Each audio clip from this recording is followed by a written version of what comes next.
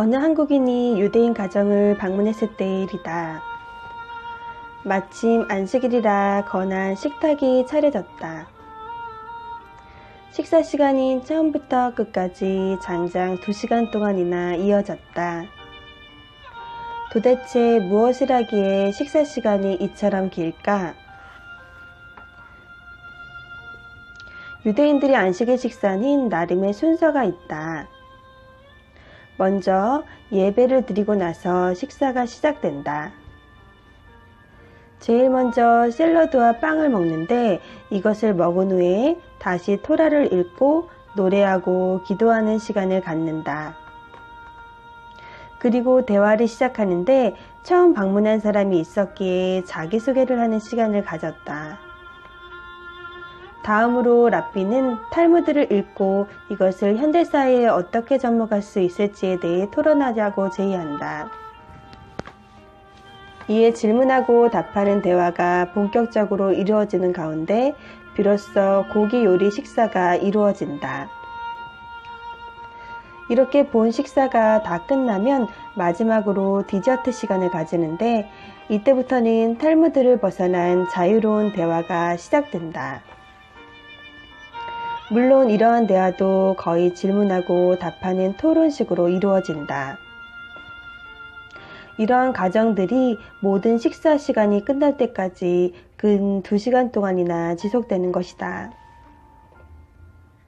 이 과정에서 인상적인 장면 2가지가 있었다. 하나는 자애로운 지혜 교육이다.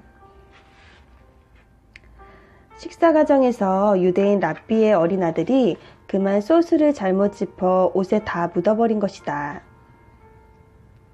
그러자 어머니는 아이에게 큰 소리 한마디 하지 않고 조용히 일어나 아이의 옷을 갈아입혀 주었다.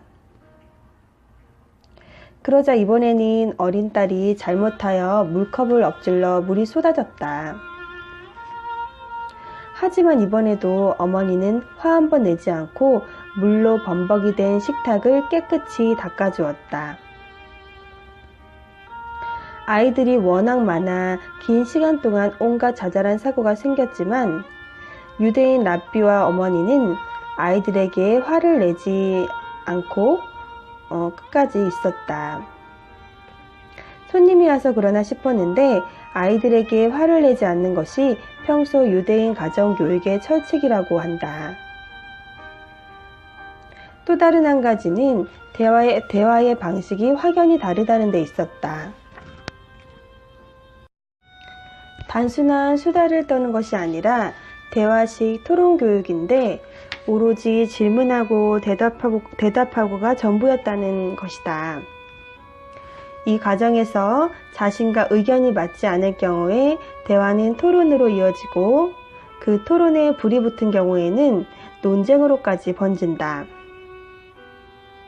이게 무슨 학교의 수업 시간에 벌어지는 일이 아니라 그저 식탁에서 일어나는 일이다. 유대인들은 식탁조차 자녀 교육의 연장된 공간으로 보고 그 식사 시간에도 대화와 토론을 삽입한 것이다. 그리고 이러한 밥상머리 교육은 자녀들이 성장하여 사회로 나아갔을 때 찬란한 빛을 발하게 해준다고 한다.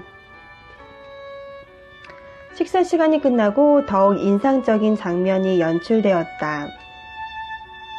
유대인 아버지가 자신의 아들을 무릎에 앉히고는 교육시키는 모습을 볼 수 있었다.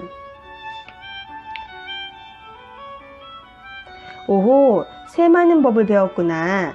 그래, 4 더하기 5는 뭐지? 아이는 아직 셈이 서툰지 손가락 셈을 하더니 8이라고 대답을 했다. 아마도 우리나라의 부모였다면 당장 틀렸다며 답을 말해주었을지도 모른다.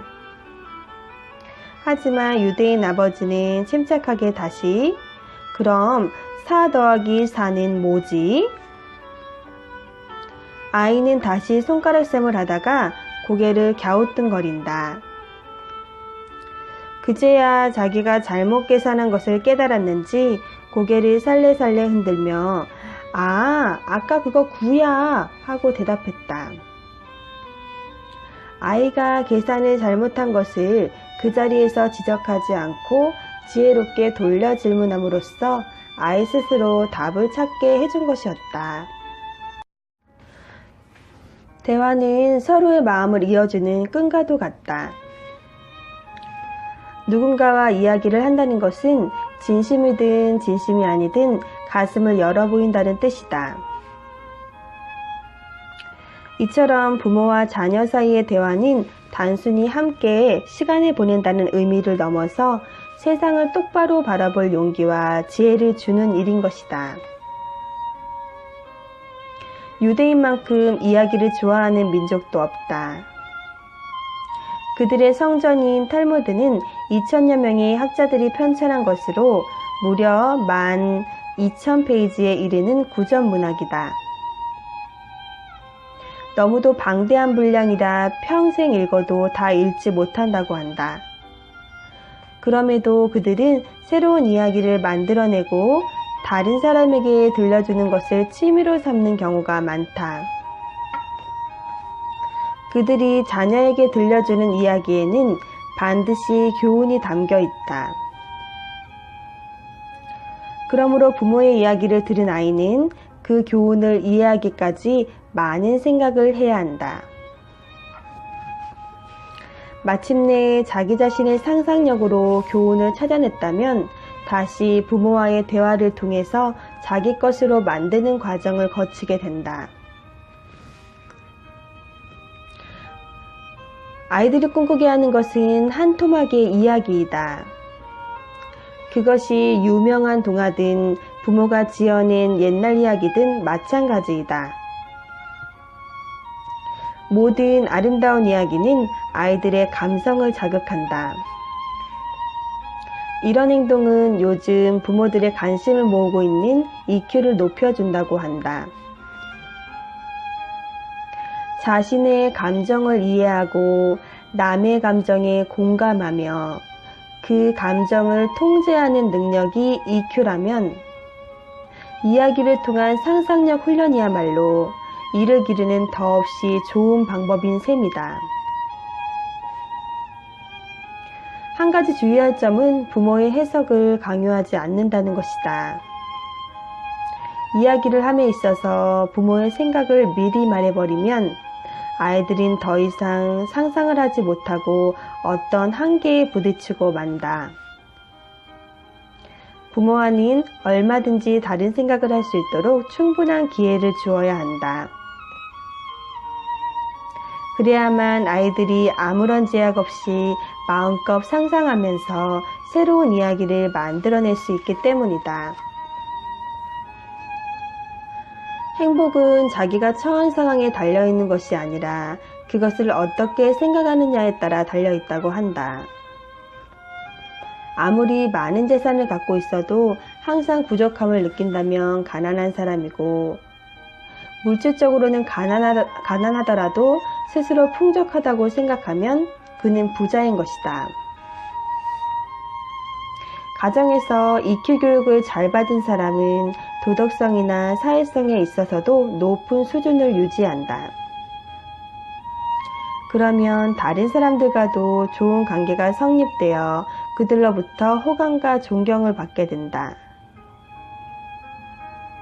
이는 곧 가정이나 사회에서의 성공을 의미한다. 결국 부모와 대화를 많이 나누며 자랐거나 교훈적인 이야기를 어려서부터 듣고 자란 아이는 감성은 물론 잠재 능력이 발달되어 보다 뛰어난 사람으로 성장할 것이다.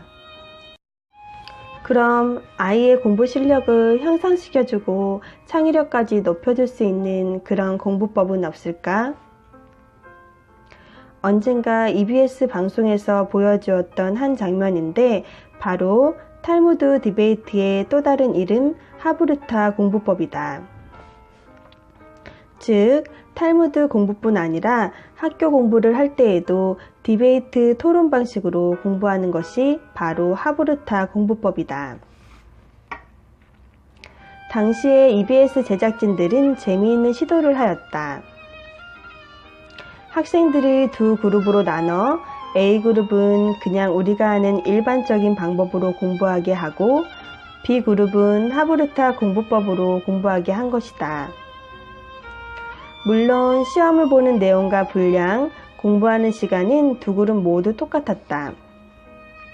드디어 학생들의 공부가 시작되었고 A그룹 학생들은 마치 지 죽은 듯이 혼자 책의 내용을 이해하고 외우느라 사뭇 진지하게 공부했다.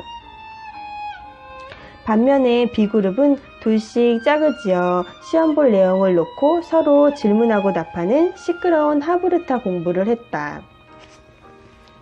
그런데 A그룹 공부 방식에 익숙했던 우리로서는 B그룹의 공부가 의문이 들 정도로 이상했다. 과연 저렇게 공부해도 될까? 아니, 책 내용을 보기나 하는 거야? 하는 비아냥거림이 들릴 정도였다.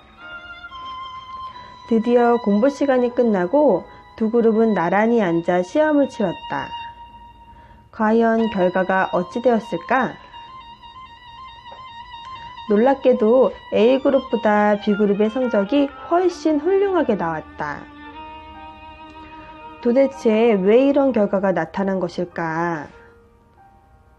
정말 유대인들이 아는 하브르타 공부법에 무슨 비밀이라도 숨겨져 있는 것일까? 전문가들은 말한다. 단지 시각만 사용하지 않고 청각의 외부로 표출되는 언어까지 사용하기 때문이라는 것이다. 실제로 하브르타로 공부한 학생들에게 물어보니 자신들도 처음에는 이게 공부가 될까 의심했지만 하브르타 공부를 하면서 오히려 공부를 재미있게 집중도 더 잘 되는 경험을 하였다고 한다. 무엇보다 상대에게 공부 내용을 말로 전하면서 자신이 제대로 이해하고 있지 못한 부분을 깨닫게 되거나 또 상대의 질문을 받으면서 전혀 알지 못했던 새로운 내용까지 알게 되는 효과가 있었다고 한다. 즉, 내가 상대를 이해시켜야 하므로 논리적으로 말하기, 발표력이 자연스럽게 생길 수밖에 없으며 사고력의 경우에는 논리적으로 말하기 위한 전 단계로 터득할 수밖에 없는 것이다. 한편 창의력은 이 모든 하브르타 공부를 한 결과의 산물이라고 할 수 있다.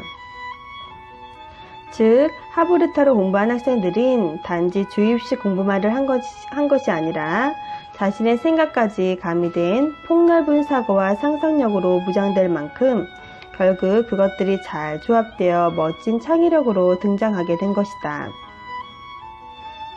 이제 우리의 차례이다.